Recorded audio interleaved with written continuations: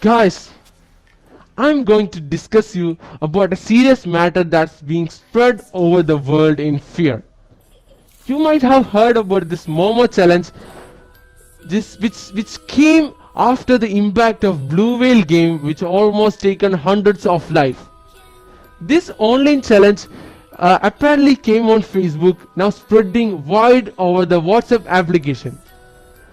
Let me show you something. Yes, Momo challenge uses an image of a Japanese sculpture made by Midori Hayashi. Actually, she have no part in this game. So, what actually a Momo challenge is? Many reports have been coming that an unknown number is being saved to people's phone and their WhatsApp status get viewed by these unknown numbers. What they're trying to do is they are challenging us first to message them. So please don't do that.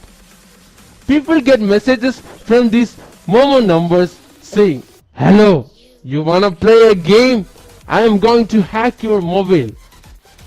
If we reply to that messages, a step-by-step challenges are given, like talking to a stranger and doing a dangerous activity, and so on. Okay? If we refuses them, they will try to convince us, saying that they hold all the personal information you possess, and also this challenge may lead to death. So guys, please don't try to do any attempt to this game.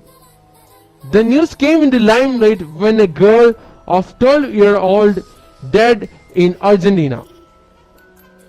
I would like to suggest some tips to get rid of this challenge. First, never take the initiative to send a message to them. Second, if you get a message from this Momo number, please just ignore it and delete it. Third, go to your WhatsApp settings and switch off this auto download option. So take care of yourself, guys. This is really serious.